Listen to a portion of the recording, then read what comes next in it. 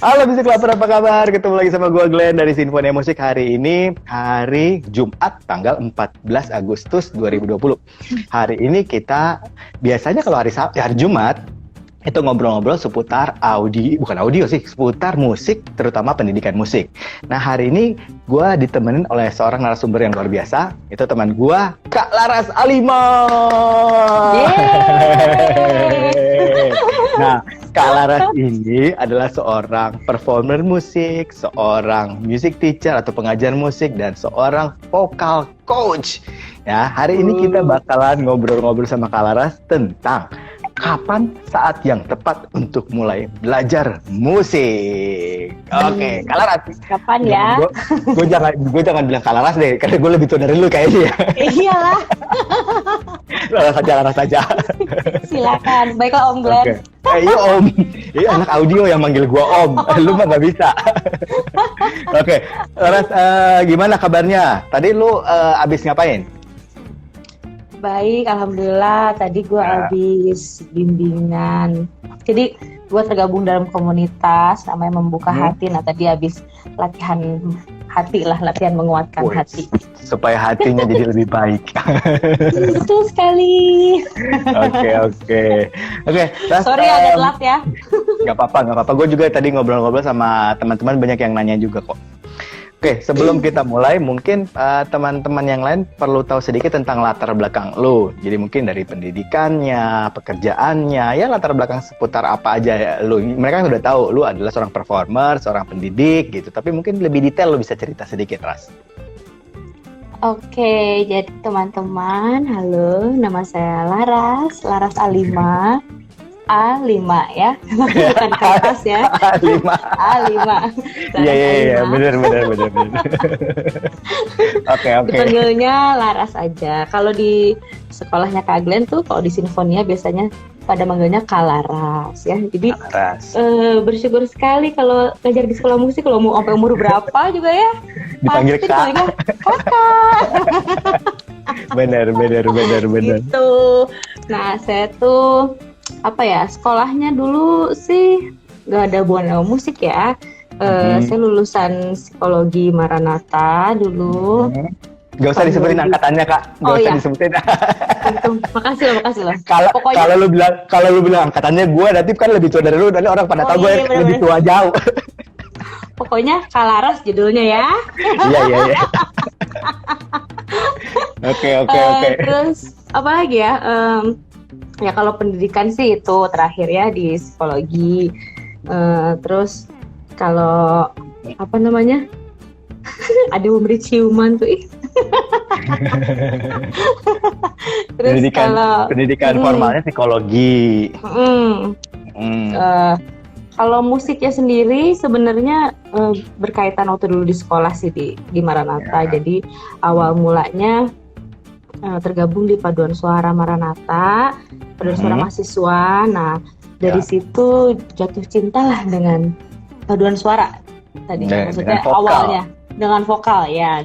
Jadi dari situ pengen menggeluti lebih dalam vokal yang bener tuh gimana sih gitu. Tapi kan lu kan juga sebenarnya ini Ras, kan dari latar belakang keluarga musik juga kan sebenarnya. Oh iya, benar. Jadi kalau gue tuh dari kecil udah nggak asing dengan musik karena bokap musisi juga dia. Kalau beliau lulusan ISI Jogja ya, benar-benar sekolah formal musik.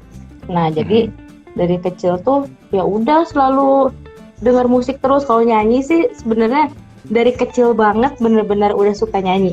Dari umur 2-3 udah suka ngarang lagu. Konser di atas genteng juga udah dijabanin. Konser di atas sumur juga iya gitu. Luar biasa. Masa-masa nakal kecil itu semua berhubungan dengan nyanyi gitu. Nah tapi memang seriusnya ya pas masuk ke paduan suara, jadinya akhirnya benar-benar dibimbing nyanyi yang bener tuh gimana gitu. Oke, itu latar belakang pendidikannya, latar belakang musiknya. Ya, kegiatan-kegiatannya sekarang gimana Ras kegiatannya?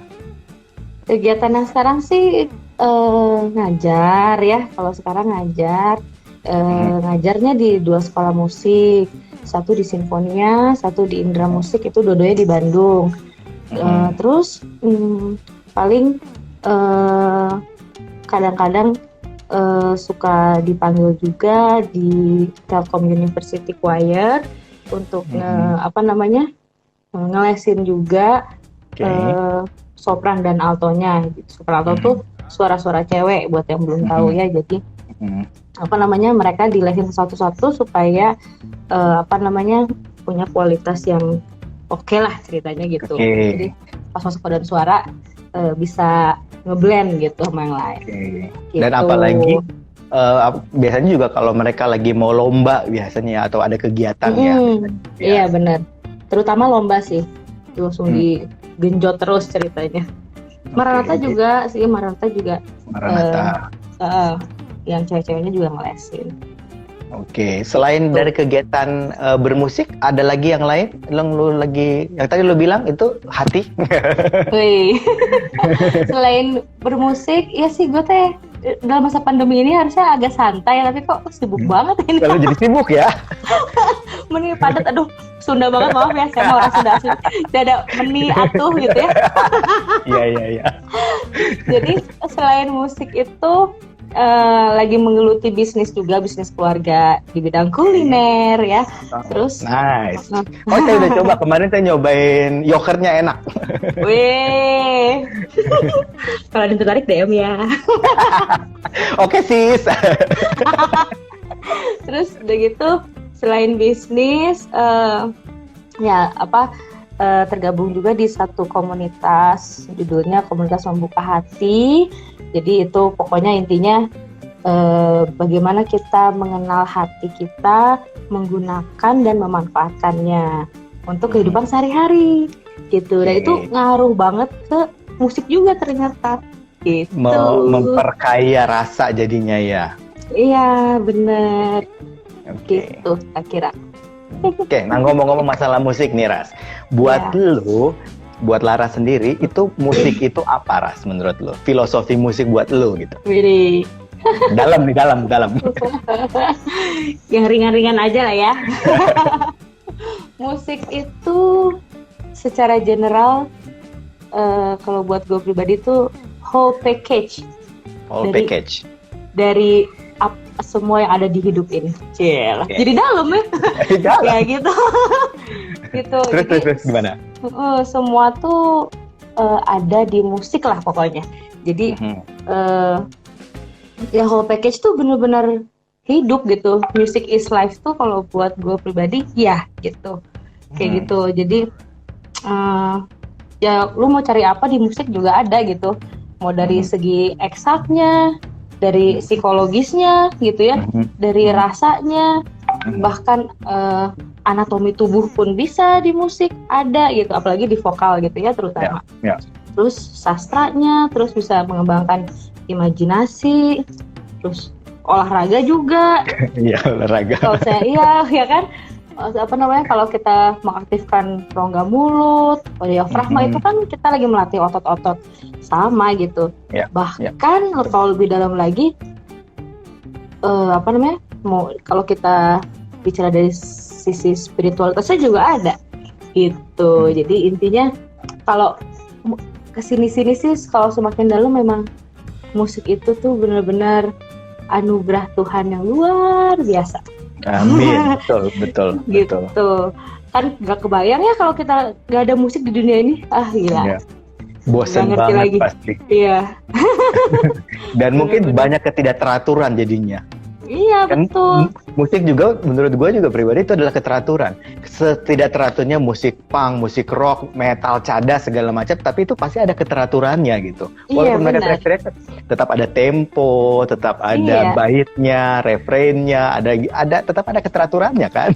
Iya betul sekali. Betul. Benar-benar hidup lah buat gua musik itu. Oke, betul.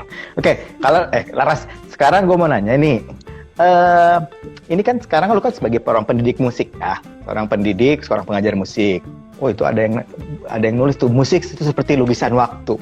Luar biasa ini. Canggih.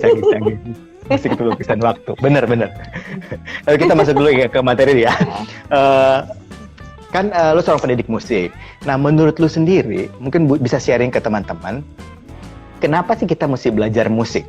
Itu apa sih pentingnya musik buat orang di luar gitu? Terus kan ada orang belajar musik dari otodidak dan ada juga orang yang belajar musik secara formal atau dengan ada bimbingan. Nah, itu bagaimana menurut lu, pandangan lu?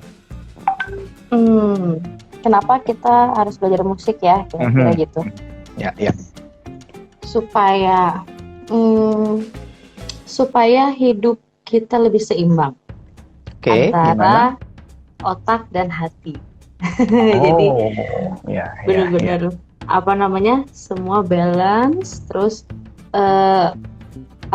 bisa merubah karakter juga dan cara berpikir kita menjadi lebih baik, bisa lebih kreatif juga, dan yang paling penting musik itu membawa kebahagiaan.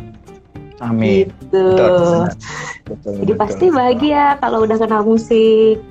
Oke. Itu sih. Nah, kalau kita udah tahu bahwa itu sangat bermanfaat buat kita, kita belajarnya kan tadi gue bilang ada orang belajar secara otodidak, ada orang belajar secara pendidikan. Nah, ini menurut lo bedanya apa, Ras? Bedanya sih kalau formal itu memang dia akan meraih semua hal berbau musik tuh secara keseluruhan. Benar-benar semua dia tahu dari semuanya lah, dari teorinya, terus gimana mengaitkan teori itu ke praktek terutama gitu ya. Kalau otodidak juga nggak jelek, itu juga suatu gift yang luar biasa. Itu juga nggak salah sih sebenarnya, tapi memang yang lebih aktifnya kan sebenarnya rasanya ya kalau yang otodidak tuh. Jadi sah-sah aja sebenarnya. Sah-sah aja. Kalau kita lihat pengamen di jalan juga kan yang udah bisa main biola. Iya. Gimana ya? Gue juga sakti gitu kadang-kadang. Wow. Itu gimana belajarnya sih, otodidaknya hebat banget gitu. Iya, benar. Jadi sah-sah aja, nggak apa-apa. Gitu. Yang penting lu memperdalam rasa lu, memperdalam musik lu gitu ya. Mau secara informal, mau secara formal, mau itu otodidak ataupun enggak gitu. Bebas-bebas aja sebenarnya pada dasarnya. Gitu ya. Betul. Iya sih, ada plus minusnya lah ya. Otodidak dan formal. Tapi memang yang menjembatani itu berdua menurut gua adalah les musik. Gitu. Oke, betul.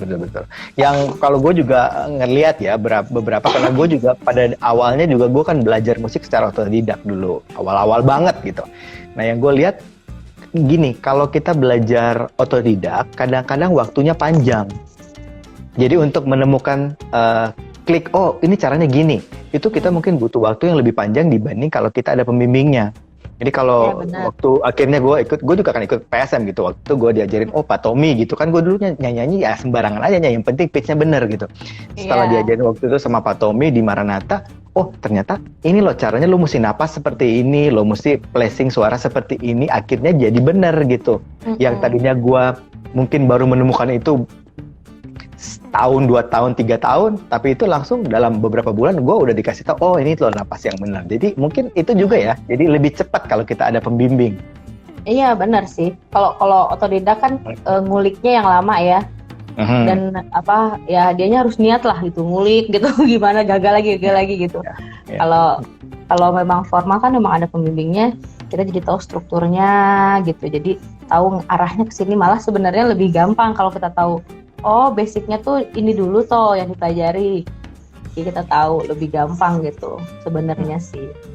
Itu ada yang join tuh orang-orang Sinfonia, Vira, ada Rizky, Kak Vira katanya.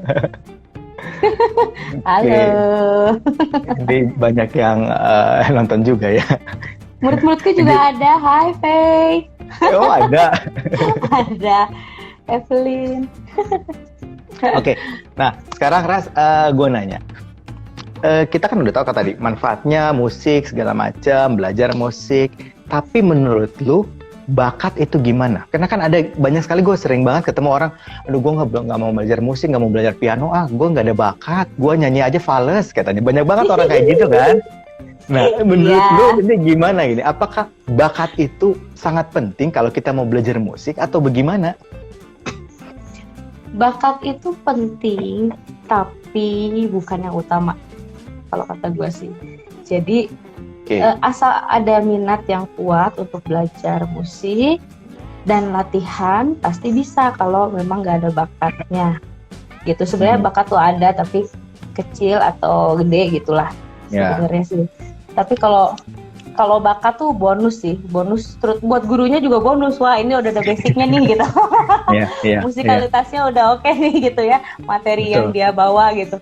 Tapi itu bukan yang utama sih kalau kata gue. Jadi asal minatnya oke, dan dia bener-bener niat untuk belajar, ayo pasti bisa. Usaha bareng-bareng guru dan muridnya gitu. Jadi talent is not everything ya. Iya, kalaupun dia berbakat juga tapi nggak latihan, sama aja ya. sama aja. Iya. Gitu, nggak terasa juga. Betul.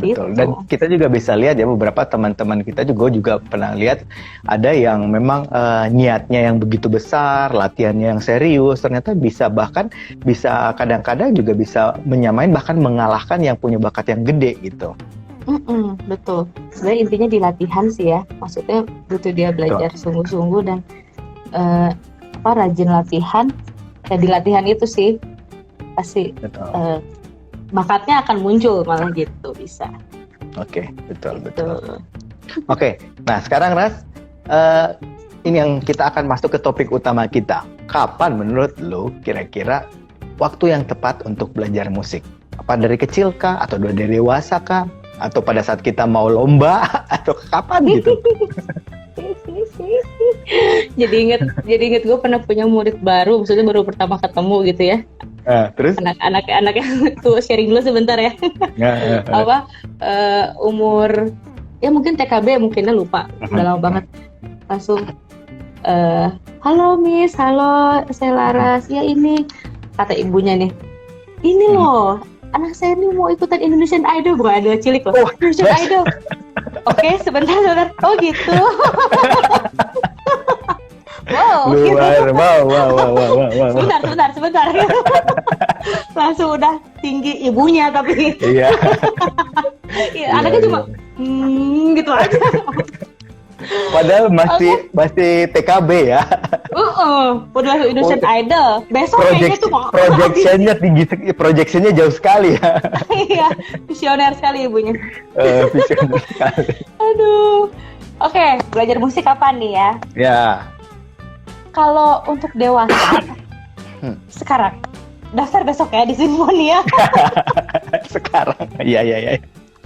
Maksudnya gini, kalau dewasa itu kita udah dewasa, nggak ada waktu yang kapan ya. Jadi begitu lu memang ada niat atau memang pengen tahu belajar musik, ya sekarang ya coba aja daftar gitu. Coba daftar dan coba belajar gimana. Karena kalau dewasa sih tidak ada kata terlambat ya, walaupun misalnya udah tua misalnya, udah lanjut usianya, nggak apa-apa gitu. Terus kalau ngomong-ngomong, lu pernah punya murid paling senior berapa usianya? 60-an. Wow, lu pernah ngajar 60 tahun ke atas gitu? Pernah. Bahkan ada yang dulu pernah loh punya murid dokter kandungan bapak-bapak. Oke. Udah pokoknya dokter kandungan senior lah di Bandung ini. Udah sepuh pokoknya ya. Iya. Dia pengen belajar, sebenarnya goalnya cuma sederhana aja. Kalau ada acara seminar kedokteran, saya jadi berani tampil untuk maju. Oh iya. Karena suka langsung disuruh nyumbang gitu. Tapi dia rajin. Rasa perkembangannya, jadi nggak ada kata telat untuk memulai. Jadi untuk usia yang sangat senior pun silahkan aja ya. Silahkan, nggak apa-apa.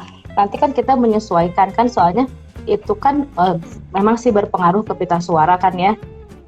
Karena perkembangan organnya, karena kita semakin menua gitu. Nah itu akan disesuaikan gitu, nggak apa-apa kayak gitu. Oke. Nah kalau untuk anak-anak, kalau berdasarkan pengalaman berapa puluh purnama ini mengajar, berapa ratus purnama ini mengajar vokal, idealnya sih 4 tahun. Oke, Gitu. 4 tahun usia yang ideal ya untuk memulai. Iya, untuk mulai dia benar-benar masuk ke ruang les dan belajar gitu ya, itu 4 tahun. Gitu. Kalau masih di batita itu memang perkembangannya ya masih kesana kesini, maksudnya dari segi konsentrasinya memang begitu gitu, memang usianya memang lagi begitu. Jadi kalau untuk belajar yang tanda kutip serius ya, tapi nggak serius juga sih, tapi memang butuh lebih konsentrasi. Nah itu 4 tahun gitu.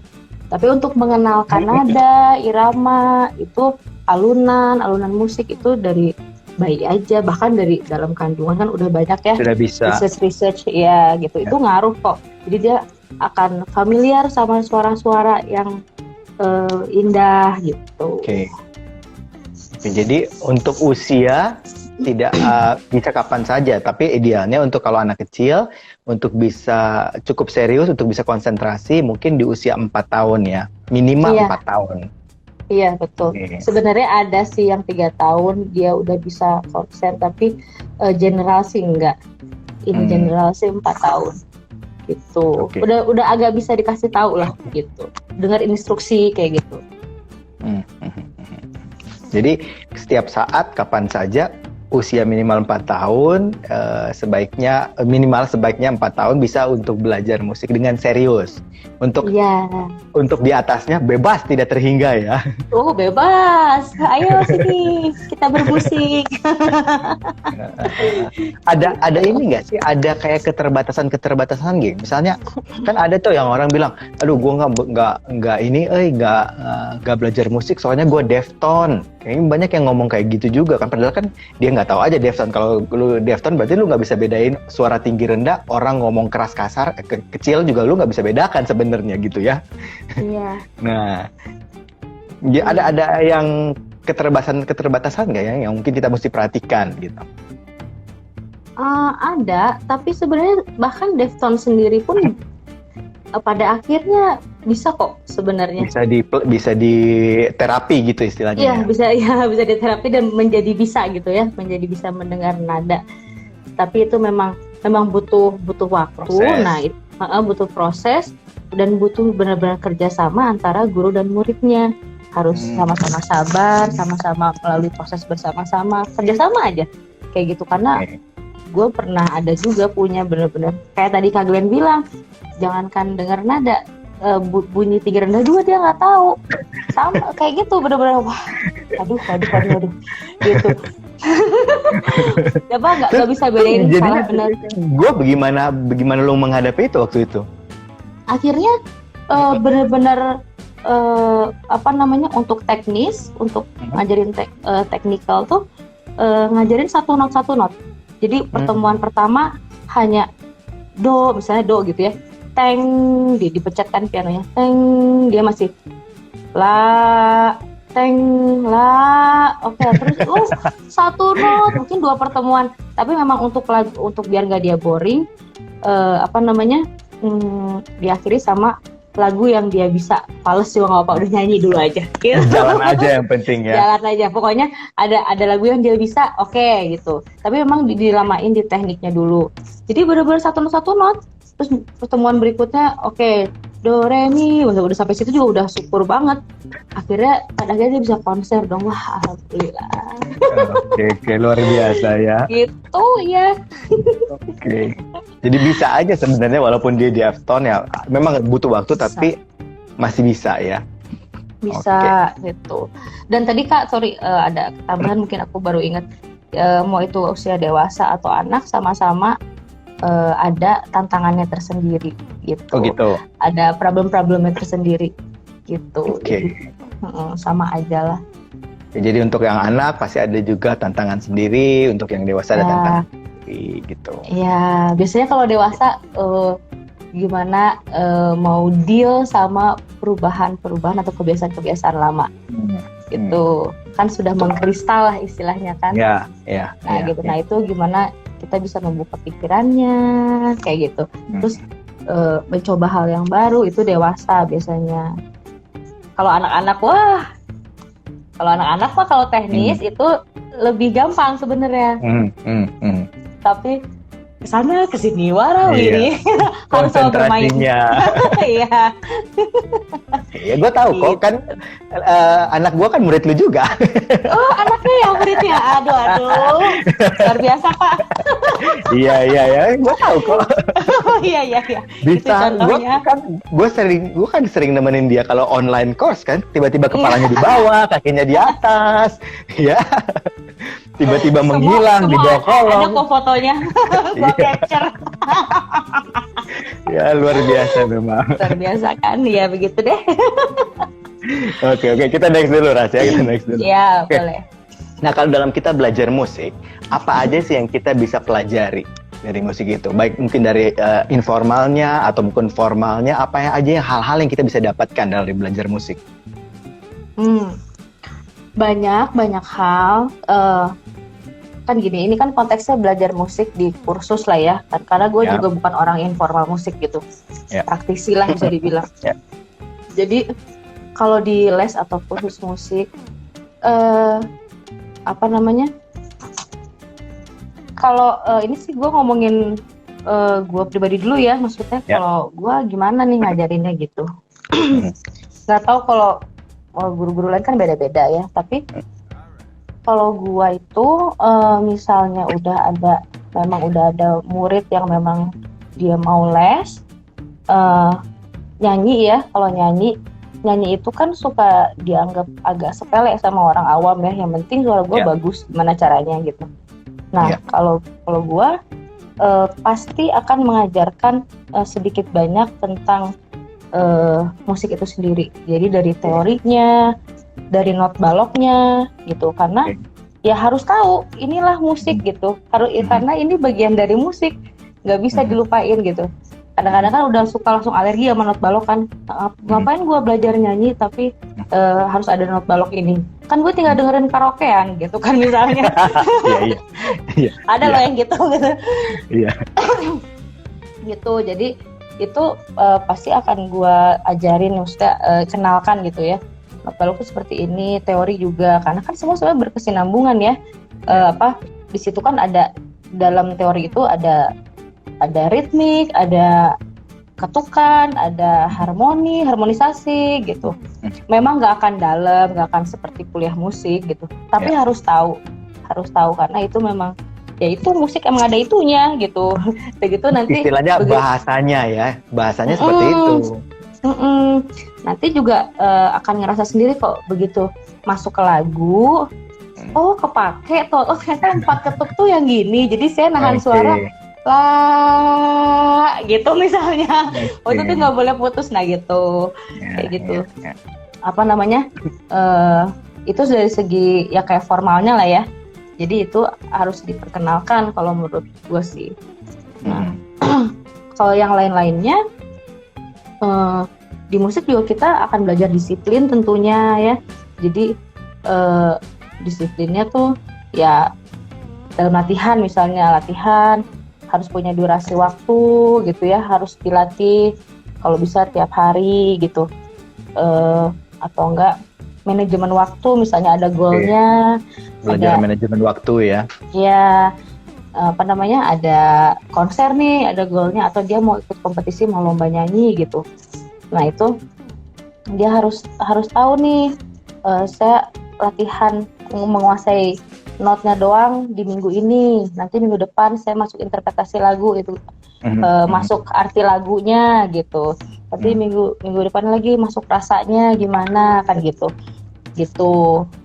misalnya kayak gitu ya. Terus memotivasi. Kadang-kadang kan kalau udah di les nyanyi tuh ya ada aja sih yang baper gitu ya. Kalau anak kecil juga kadang-kadang moodnya turun atau gimana, di sekolahnya gimana, atau mungkin yang remaja-remaja Yang ABG ABG. Yang ABG kan tiba-tiba lagi patah hati gitu ya. Aduh. Dunia Juga serasa hancur sebenarnya berkeping-keping. garu-garu kepala tapi udah diladenin ya, ada yang usianya lagi begitu. Iya. Gitu. Kadang-kadang kok aku mau lagu yang sedih aja, alas ya gitu. Oh begitu ya? Iya, pengen lagu yang mendukung perasaan hatinya gitu. Atau enggak, gue arahin biar dia nggak terlalu sedih. Udahlah kita lagu yang happy gitu. Dianya ogah-ogahan nyanyinya.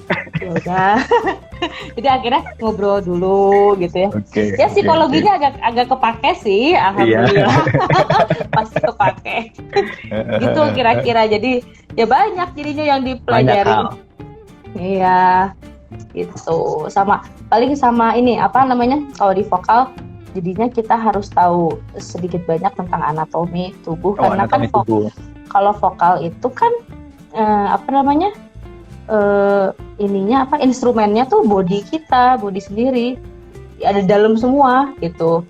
Ya apa namanya, ya apa, pita suara, rongga mulut, paru-paru, diafragma dan lain-lain kayak gitu. Nah itu jadi harus tahu alurnya tuh ke sini gitu. Sebenarnya yang paling menantang tuh memang ngajarin teknik, karena kalau teknik vokal itu kan bisa dibilang non fisik. Jadi tidak ada fisiknya gitu. Nggak kelihatan. Nggak kelihatan tapi ada, maksudnya gitu ya. Jadi kalau kayak gua biola kan ada barangnya kelihatan gitu, instrumennya ada. Ini di sini gimana? Nah gitu. Nah oke lah kalau organ ada, tapi nggak kelihatan juga sama ya, nggak bisa dipegang. Tapi ya harus ada rasanya. Nah begitu kita udah nyampe ke teknik, kan pasti kalau guru-guru vokal kan bayangin kayak ini, bayangin kayak itu, arahnya ke atas. Imajinatif. Iya gitu. Itu juga saya dulu akhirnya ngeh di titik pertama tuh setelah 3 tahun di paduan suara dia. Maksudnya baru gini, oh maksudnya suara ke depan tuh gitu. Nah gitu, itu tuh baru 3 tahun.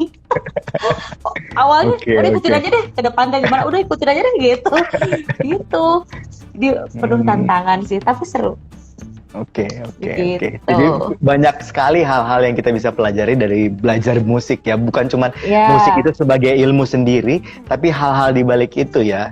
Kayak tadi lo bilang, untuk mengatur manajemen waktu, motivasi, punya goal, hal-hal non formal pun banyak sekali kita bisa belajar dari bermusik. Iya, betul.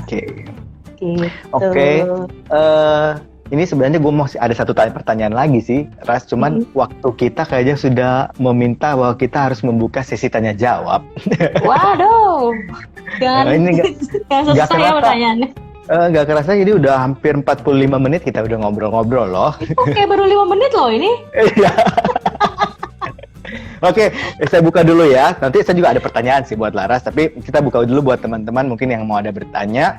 Silahkan, sekarang kita buka sesi tanya jawab yang mungkin berhubungan dengan musik, terutama mungkin vokal. Ya, untuk pendidikan musik silahkan. Kalau ada yang nyempil-nyempil mau nanya audio, ya udahlah, saya nanti jabanin juga lah. Soalnya anak audio kadang-kadang suka nyempil aja. Besok. Oke, ini kayaknya udah ada yang nanya nih, Ras. Mana nih? Dari Anissa F. Halo Kalaras, kalau Kalaras ngajar vokal, apakah mewajibkan muridnya les renang juga? Soalnya zaman sekolah dulu ada teman pamer abis les vokal disuruh les renang sama gurunya. Hehehe. Nah. Pamer lagi temennya, aduh. Ini canggih, luar biasa ini. Enggak sih, mewajibkan mah enggak lah. Kamu wajib ya les renang, enggak. Tapi renang sebenarnya sedikit banyak mempengaruhi untuk pernafasan memang ya, tapi nggak wajib sih gitu. Sebenarnya sih memang melatih ini aja, nafas aja. Jadi lebih nafasnya jalannya ke sini. Terus kalau kita berenang kan nahan nafas berapa detik lah gitu ya. Itu nanti kan kalau di lagu tuh ngaruh ke phrasing namanya, atau enggak pengkalimatan gitu. Segini kalimat tuh dari segi estetiknya dia harus satu nafas gitu. Kayak gitu. Sebenarnya gitu doang. Jadi nggak wajib harus berenang ya? Enggak. Tapi boleh, bukan hal yang buruk juga. Membantu mungkin ya. Membantu, iya. Ya, oke. Ini ada dari Daniel Nugraha 6960. Kak minta tips buat belajar alat musik pada saat dewasa. Jadi kalau dia mau belajar musik tapi sudah dewasa nih. Alat musik tapi sudah dewasa ya. Piano ya kayaknya atau gitar deh. Alat musik kan ini. Ya. Mungkin maksudnya dia kayaknya gue tangkapnya tipsnya kalau kita mau belajar musik pada saat kita sudah dewasa. Oh, oke. Maaf nggak muter. Tipsnya kalau udah dewasa, gini. Jadi kalau udah dewasa, kadang kan kita udah punya pengetahuan ya. Apa namanya? Dari alat musik itu sendiri, atau mungkin kita udah coba-coba otodidak gitu. Nah kalau udah masuk ke les musik pasti kan agak ada keteraturan ya, sebenarnya gini loh yang benar kayak gitu. Jadi kalau udah dewasa, udah usia dewasa, sebaiknya dengan legowo kosongkan dulu gelas kalian gitu. Supaya bisa siap terima ilmu yang baru gitu. Jadi diajari sama gurunya hal yang baru, tapi perasaan gue kayak gini deh, enaknya misalnya gitu, enaknya kayak gini gitu.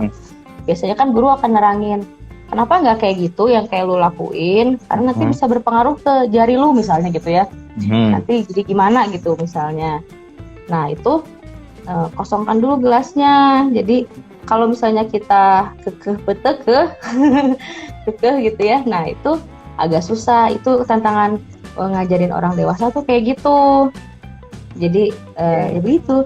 Nah udah gitu berani eksperimen. Jadi begitu dikasih pengajarannya, coba aja dulu gitu. Berani mencoba. Oh kayak gitu, kayak di vokal gitu. Coba suara lebih bulat. Saya contohin gini. Oke, saya coba aja dulu lah gitu. Gimana salah atau enggak ya udah, tapi dicoba aja dulu gitu. Kayak gitu, dan jangan takut salah dan latihan. Oke. Latihan yang rajin. Ya. Itu tipsnya buat yang kalau mau mulai belajar musik tapi sudah dewasa gitu. Oke. Gitu. Nih mungkin gue mau nanya juga nih Ras. Pada saat kita belajar gitu kan, pada saat proses belajar, hal-hal yang penting yang kita mesti perhatikan apa aja sih? Ini ada Ida. Hai Kak Ida. Dari Ida di mana sih? Dari Belanda ya? Jauh ya. Ida dan gimana, Zodi. Kak? Oke, tadi gimana Ras? Jadi kita lanjut dulu. Apa yang kita mesti perhatikan kalau kita mau berproses dalam musik? Hal-hal yang penting. Apakah sikap yang kita harus tumbuhkan seperti apa? Kemudian preparation apa yang kita mesti lakukan gitu? Sebenarnya kayak tadi sih,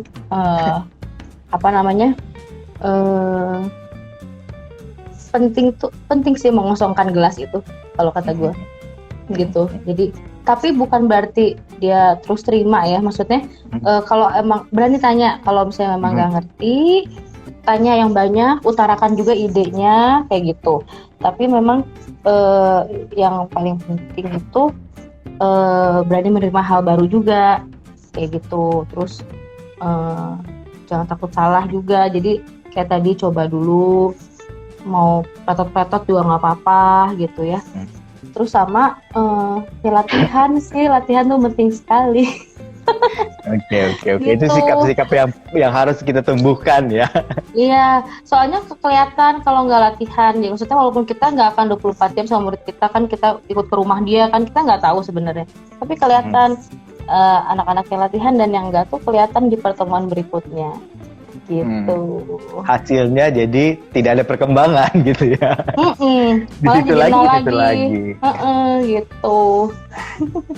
Oke. Kira-kira gitu. Itu beberapa hal yang kita mesti perhatikan pada saat kita proses belajarnya ya. Oke, silakan mungkin Bro dan Sis, kalau ada yang mau bertanya, kita masih buka waktu untuk pertanyaan, masih ada waktu, silahkan. Kalau ada mungkin dari audio juga boleh lah, saya kan jawab. Kalau ada anak-anak audio, biasanya anak-anak audio suka nongkrongin juga di sini nih. Oh, Oke, ini Anissa, udah. ya sama-sama Anissa, sukses juga. Oke, ini di atas juga ada. Ini ada dari Timika loh. Ada yang dari Timika juga nonton. Joe PM, salam dari Timika katanya. Dari Widih, jauh. salam Oke. juga. DMF siapa nih? Eva. Hai Kak, katanya. Ada di atas sih. Oh, Ada itu teman murid gua. murid di Indra Musik. Oh, ada juga murid ya. Ini ada teman gua dari Makassar, Reza Siregar juga. Ini dia pianis juga nih.